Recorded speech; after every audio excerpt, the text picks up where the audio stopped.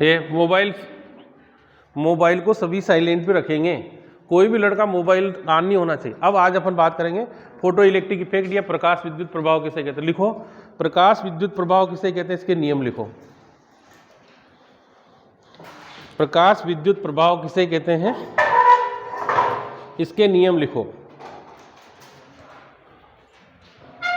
प्रकाश विद्युत प्रभाव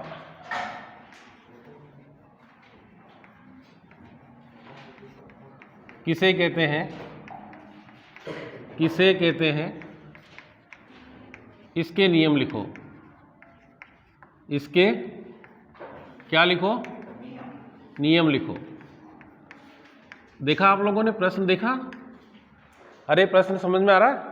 photo electric effect या प्रकाश विद्युत प्रभाव किसे कहते हैं, इसके नियम लिखो। बच्चों सबसे बढ़िया और इंपॉर्टेंट सबसे सीधा प्रश्न है जो हाल्वेक्स ने पढ़ाया था। किसने पढ़ाया था? इसमें दो महत्वपूर्ण ऑब्जेक्टिव है। पहला ऑब्जेक्टिव, चलो पहला ऑब्जेक्टिव जो है, प्रकाश विद्युत प्रभाव की खोज किसने की थी? तो हर्ट्ज ने की थी। किसने की थी? प्रकाश विद्युत प्रभाव की खोज हर्ट्ज ने की थी और प्रायोगिक प्रदर्शन हाल्वेक्स ने किया था। हम जो पढ़ रहे हैं वो हाल्वेक्स के प्रयोग को पढ़ रहे हैं, उसके उपकरण को पढ़ते हैं। तो उसमें क्या बताया था उसने कि एक ऐसी धातु की प्लेट लगाई उसने अपने स्कूल के ऊपर जो छत पे लगा हुआ है। इधर सुनेंगे, अपने स्कूल की छत पर जो लगा हुआ है वो सब फोटो इलेक्ट्रिक इफेक्ट है। जहां से लाइट बन रही है, अपने इस कमरे के पीछे बहुत सारी बैटरियां लगी हुई, देखना यहाँ आपके सामने एक पीले कलर का बोर्ड लगा, उस पर क्या लिख रखा है सारा पढ़ के जाना, आज सब चीजें आपको समझ में आएगी। तो यहाँ पर उसने एक किसी धातु की प्लेट ली थी, दूसरी प्लेट को यहाँ लगाया था और लगाने के बाद इसको पूरे को एक कांच के बॉक्स में बंद कर दिया। बंद करने के बाद उसने क्या किया, यहाँ पर एक बैटरी को कनेक्ट किया। किसको किया? बैटरी। और बैटरी को कनेक्ट करने के बाद इसको यहाँ से ऐसे कनेक्ट कर दिया।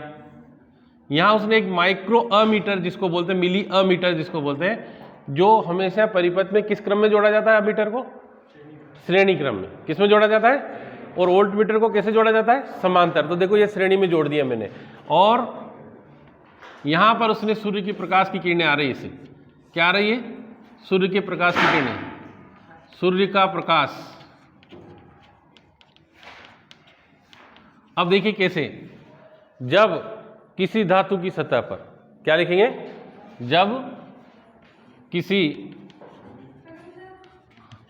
धातु की सतह पर, धातु की सतह पर सूर्य का प्रकाश आपतित किया जाता है, सूर्य का प्रकाश आपतित किया जाता है, आपतित किया जाता है,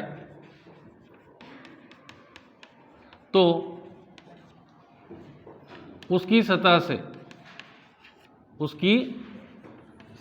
से इलेक्ट्रॉन उत्सर्जित होने लगते हैं। इलेक्ट्रॉन उत्सर्जित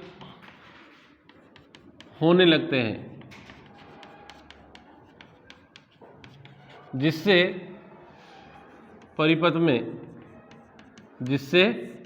परिपथ में धारा प्रवाहित होती है, धारा प्रवाहित होती है। इसे प्रकाश विद्युत प्रभाव कहते हैं। प्रकाश विद्युत प्रभाव कहते हैं।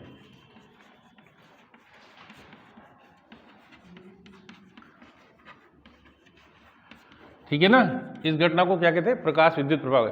फिर से देख ले, जब किसी धातु की सतह पर सूर्य का प्रकाश आपतित किया जाता है या परावैंगनी विकिरण आपतित किए जाते हैं या प्रकाश आपतित किया जाता है, तो उसकी सतह से क्या उत्सर्जित होने लगते हैं? इलेक्ट्रॉन। मैंने आप लोगों को कल पढ़ाया था कि धातु को गर्म करने पर क्या होता है?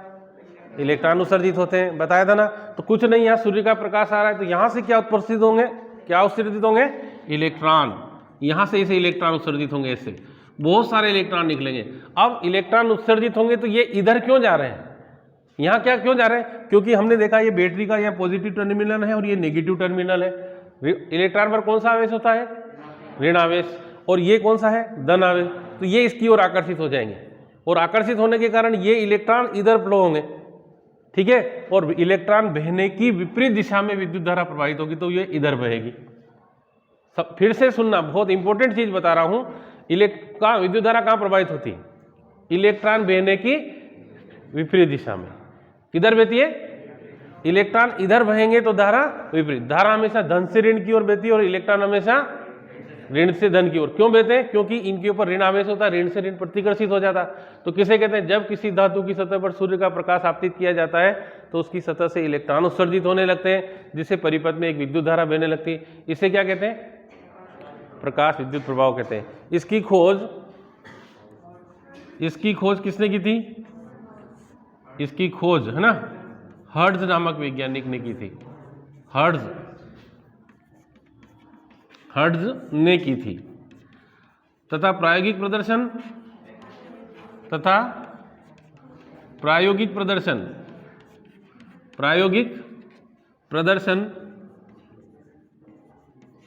किसने किया था? हॉलवेक्स ने किया था। हॉलवेक्स ने किया था। देखो बहुत इंपॉर्टेंट क्वेश्चन है, दोनों याद रखना पड़ेगा। खोज किसने की थी? हर्ट्ज ने। और प्रायोगिक प्रदर्शन किसने किया था? हॉलवेक्स ने। प्रकाश विद्युत प्रभाव कितने लड़कों को याद हो गया? यदि किसी धातु की सतह पर सूर्य का प्रकाश आपतित किया जाता है तो उससे इलेक्ट्रॉन उत्सर्जित होने लगते हैं। इस घटना को क्या कहते हैं? प्रकाश विद्युत प्रभाव। जिससे परिपथ में धारा बहने लगती है, इस घटना को प्रकाश विद्युत प्रभाव कहते हैं। इसकी खोज किसने की थी? हर्ट्ज ने की थी। और प्रायोगिक प्रदर्शन हॉलवेक्स। अब इसके नियम, इसके क्या करना अपन को? नियम। तो नियम देखिए, पहला नियम, दो नियम, तीन नियम, सॉरी पहला नियम। क्या नियम? पहला फर्स्ट नियम देखिए कि धातु की सतह पर सूर्य का प्रकाश आपतित होते ही इलेक्ट्रॉन उत्सर्जित होने लगते हैं। और अभी अभी अपनी क्यूबी में एक क्वेश्चन पूछा है कि किसी धातु की सतह पर प्रकाश आपतित होते पर फोटॉन कितनी देर बाद उत्सर्जित होंगे? तो 10⁻⁹ सेकेंड बाद। कितने सेकेंड बाद? ये बहुत इंपॉर्टेंट ऑब्जेक्टिव मान के चलें। फिर से सुन लें, पहला नियम बताइए। पहला नियम, धातु की सतह पर सूर्य का प्रकाश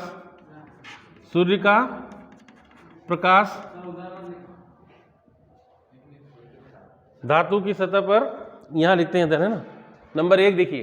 पहला, धातु की सतह पर है ना, धातु की सतह पर क्या करते ही?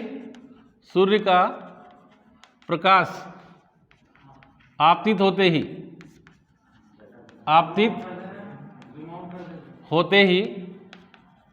क्या होता है? आपतित होते ही इलेक्ट्रॉन उत्सर्जित होने लगते हैं। नहीं आया क्या? होते ही इलेक्ट्रॉन उत्सर्जित होने लगते हैं। क्या लिखेंगे? इलेक्ट्रॉन उत्सर्जित होने लगते हैं। उत्सर्जित होने लगते हैं मतलब कितना समय लगता है? ये बहुत इंपॉर्टेंट ऑब्जेक्टिव है। सूर्य का प्रकाश आया और इलेक्ट्रॉन उत्सर्जित होने के बीच का समय कितना है? लगभग 10⁻⁹ सेकंड। ये आपकी क्यूबी में प्रश्न है अभी, ठीक है। दूसरा है उत्सर्जित इलेक्ट्रॉनों की संख्या आपतित प्रकाश की तीव्रता के समानुपाती। यहां लिखेंगे उत्सर्जित इलेक्ट्रॉनों की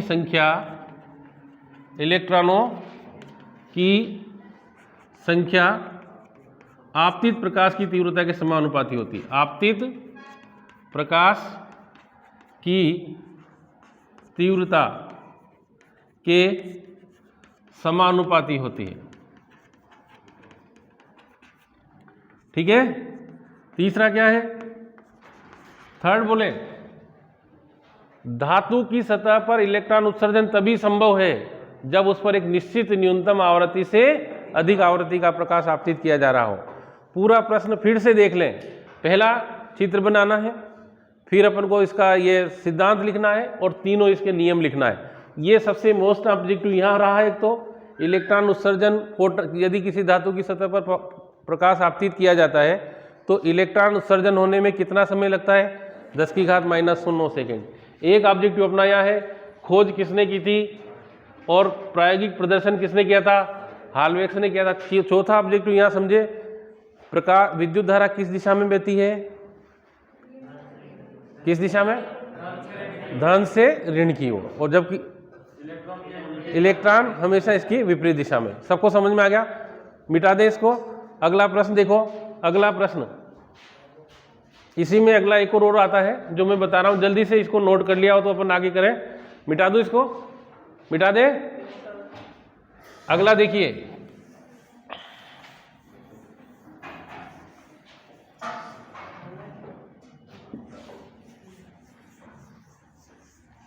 अगला प्रश्न है, ये बहुत मोस्ट क्वेश्चन बात कर रहे हैं अपन, इसमें बहुत सारे सवाल बनते हैं इस पर।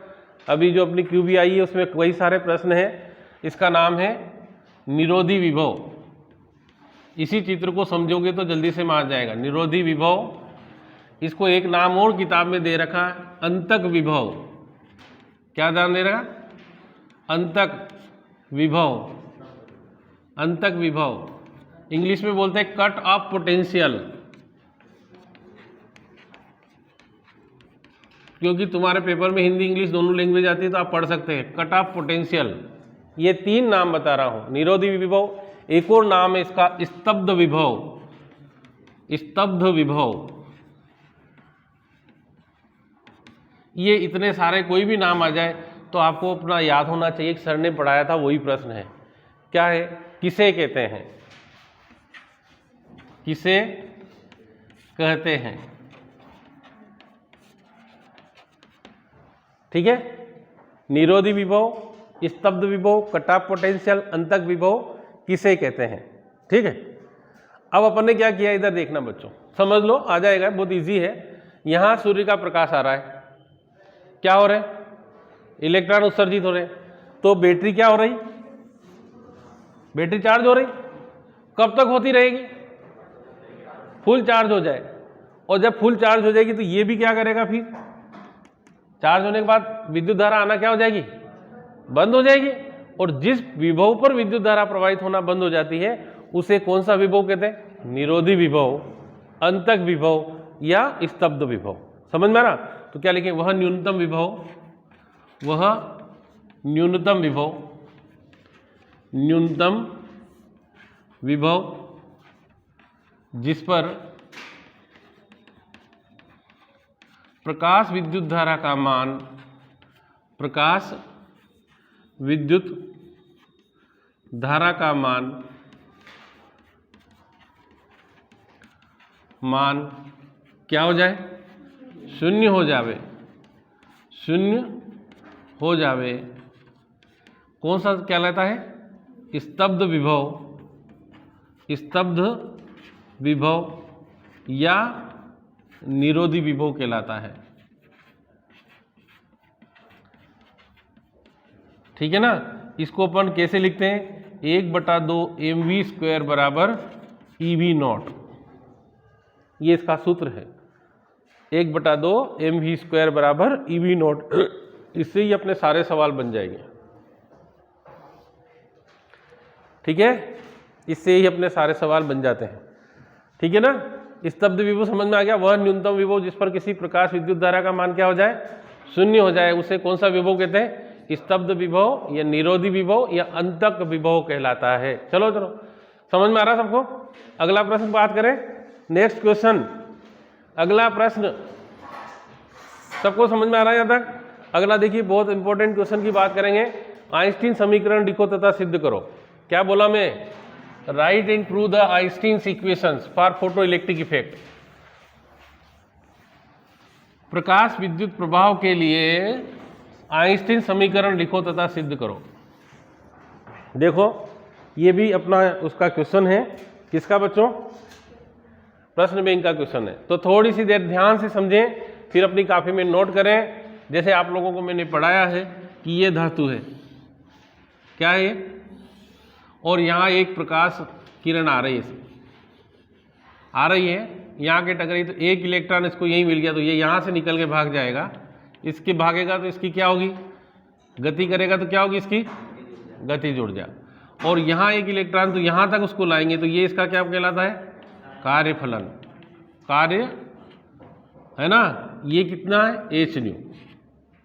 क्या है ये?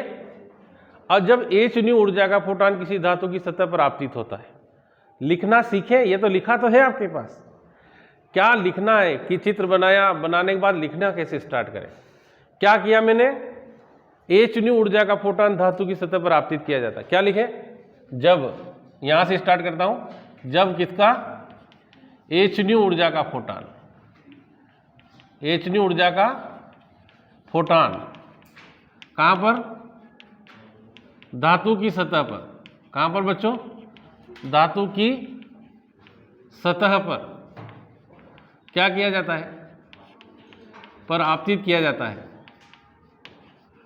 आपतित किया जाता है। क्या होगा? तो क्या होगा? ये आपतित करने से क्या होगा? ये यहां आएगा तो इसमें क्या है? ऊर्जा है। क्या है इसमें? तो इसकी ऊर्जा दो प्रकार से व्यय होगी, है ना? किया जाता है तो इसकी ऊर्जा दो प्रकार से व्यय होती है, दो प्रकार से व्यय होती है। कैसे कैसे? एक तो पहली ऊर्जा, नंबर एक, ऊर्जा का कुछ भाग, ऊर्जा का कुछ भाग क्या करता है? धातु की सतह पर उपस्थित इलेक्ट्रॉनों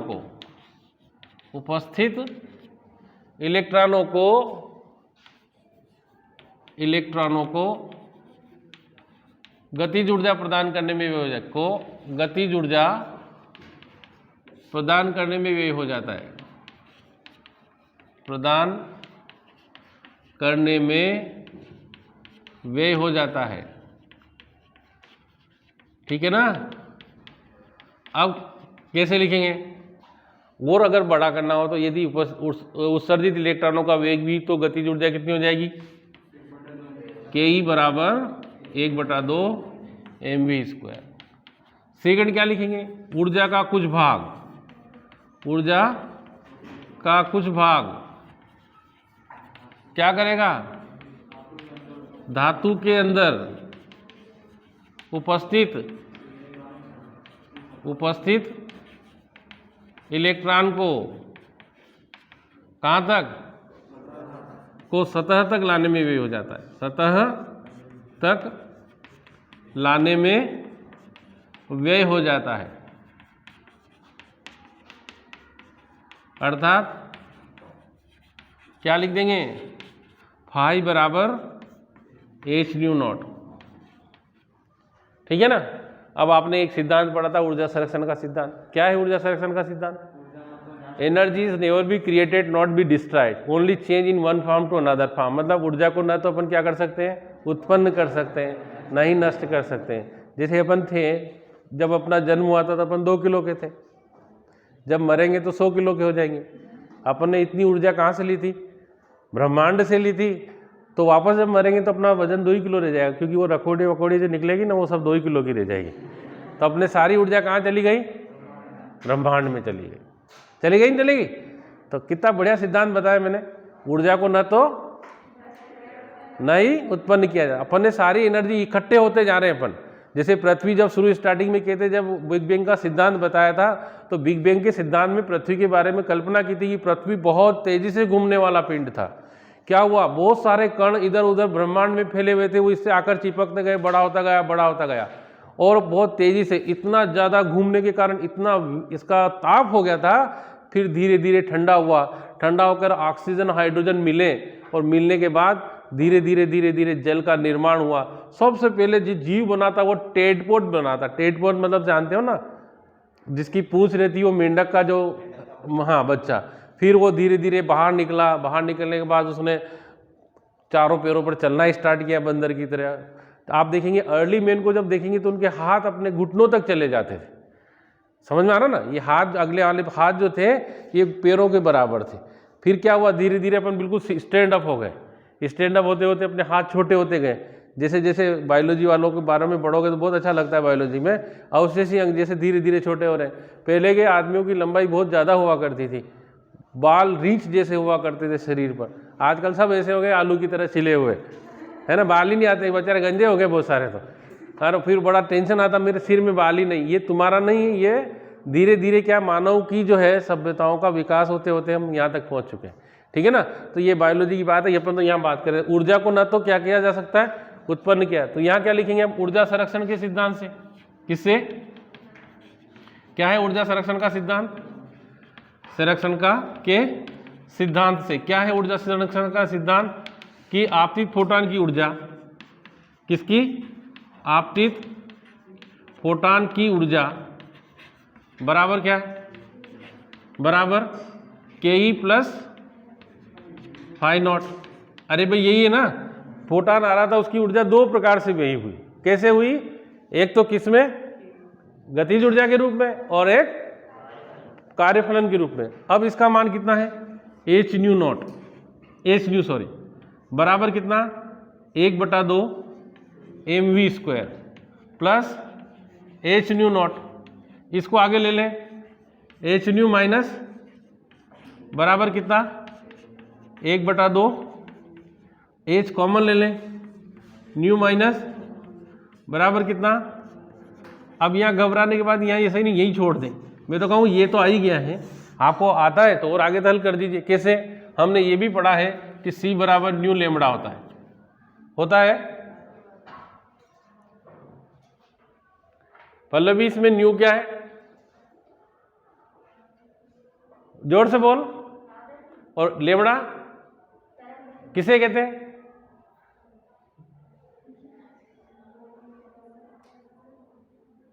कौन बताएगा तरंग दैर्ध्य किसे कहते हैं? किसकी तरंग दैर्ध्य? पहले तो यहां तरंग दैर्ध्य किसकी होगी? फोटॉन की, फोटॉन की तरंग दैर्ध्य, ठीक है ना। ध्यान इधर दे ले, एच न्यू। तो यहां देखिए एच न्यू, यहां से अपन वो न्यू का मान निकालेंगे तो कितना आ जाएगा? C बटा लेमड़ा। तो अब कितना आ गया? एच सी बटा लेमड़ा माइनस एच सी बटा लेमड़ा नॉट। ये C कभी भी नहीं बदलेगा, केवल तरंग दैर्ध्य बदल जाएगी। बराबर कितना? 1/2। बहुत सारी किताबों में इसको मैक्सिमम भी लिखा हो, घबराना मत हो। अगर किताब में यूँ आ जाए एग्जाम में मैक्सिमम, तो आप वहीं से मैक्सिमम लिखते आना, है ना। कभी कभी सीधेता सिद्ध करो कि दिस बराबर 1/2 mv स्क्वायर मैक्सिमम, ये अधिकतम है। अब यहाँ से hc कॉमन आ जाएगा तो कितना बच गया? 1 लेमड़ा माइनस 1 बराबर कितना? 1/2 m मैक्सिमम स्क्वायर। ये भी अपना किसका समीकरण है? आइंस्टीन का प्रकाश विद्युत समीकरण है। अब आपको किसी को कोई कंफ्यूजन हो तो पूछ सकते हैं इसमें, सर हमारे यहाँ समझ में नहीं आ रहा, नहीं तो फिर अगला प्रश्न बात करेंगे। यही इसी से रिलेटेड क्वेश्चन करवाना मेरे को, जल्दी बोलो। फोटॉन के रूप में आ रहा है। तो अपन ने उसका ऐसे बताया है कि फोटॉन जो है वो कणों के रूप में आते हैं, पर वो भी ऐसे गति करते हुए आते हैं, कंपन करते हुए आते हैं। यहाँ हर बिंदु पर फोटॉन ऐसे, जैसे मैं सीधा सीधा नहीं आ जाता, वो अपन फोटॉन को ऐसे मानते जैसे वो एक आदमी जो है ना, वो बहुत ज़्यादा ड्रिंक करके चलना वाला है ना, उसको झिकझैक गति बोलते हैं उसकी, है ना। वो तुम्हारे कोलाइडी कण चलते हैं जैसे, है ना, टेढ़ी मेढ़ी गति, तो ऐसे चलते हुए आता है। ऐसा नहीं फोटॉन आयन के तुरंत आके ढंग से टकरा गया हो, सीधा नहीं आएगा। वो क्या करता होगा? ऐसे घूमता घूमता घूमता आएगा, फिर टकराएगा वहाँ पे, ठीक है। चलो समझ में आ गया सबको? फोटो ये अपना प्रकाश विद्युत समीकरण, आइंस्टीन समीकरण समझ में आया? बढ़िया। अब अगला प्रश्न जो अपना क्यूबी का है, लिखो, किसी के पास होगा नहीं हो। क्या कारण है कि जब धातु की सतह पर एक, लिखो, क्या कारण है कि जब धातु की सतह पर, क्या कारण है कि, क्या कारण है कि धातु की सतह पर समान आवृत्ति का प्रकाश आपतित किया जाता है तो उत्सर्जित इलेक्ट्रॉनों की गतिज ऊर्जा भिन्न भिन्न होती है? यही है ना। जब धातु की सतह पर समान आवृत्ति का प्रकाश आपतित किया जाता है तो उसके सतह से उत्सर्जित इलेक्ट्रॉनों की गतिज ऊर्जा भिन्न भिन्न होती है। उत्सर्जित इलेक्ट्रॉनों की गतिज ऊर्जा कैसी होती है? भिन्न भिन्न होती है। लिख लिया सबने? सभी ने लिख लिया? ये वाला चित्र फिर से बनाना है, इसी चित्र को फिर रिपीट करना है। अब इसको कैसे लिखेंगे? जब धातु की सतह पर, धातु की सतह पर समान आवृत्ति का प्रकाश आपतित किया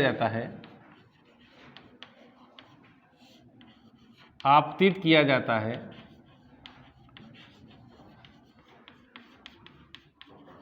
तो उसकी सतह से उत्सर्जित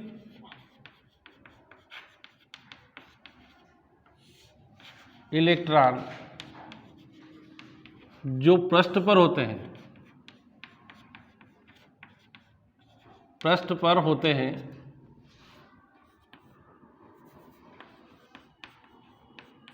अधिकतम होती है, उनकी ऊर्जा अधिकतम, उनकी गतिज ऊर्जा अधिकतम होती है।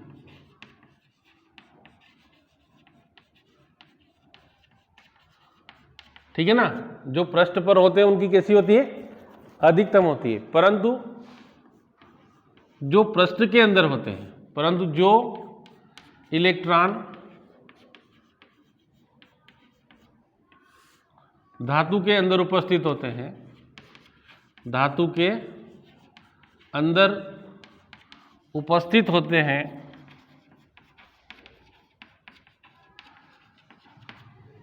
उनकी गतिज ऊर्जा कैसी होती है बच्चों, कम होती है, क्योंकि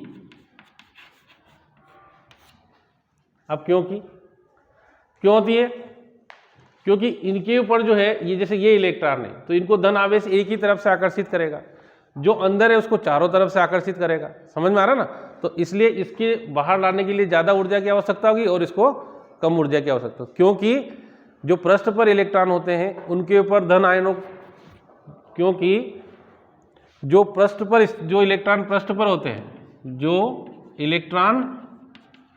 पर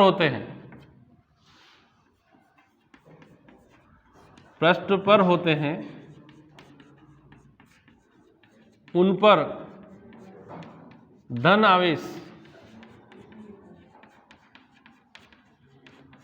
आवेशों का आकर्षण बल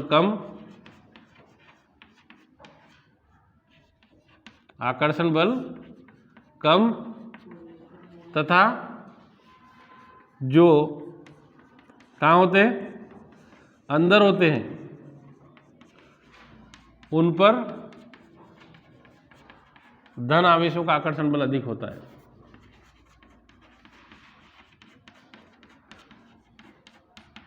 का आकर्षण बल अधिक होता है। ठीक है, अरे ठीक है ना, और किसी को कुछ पूछना है इसमें, हो जाएगा कि नहीं होगा?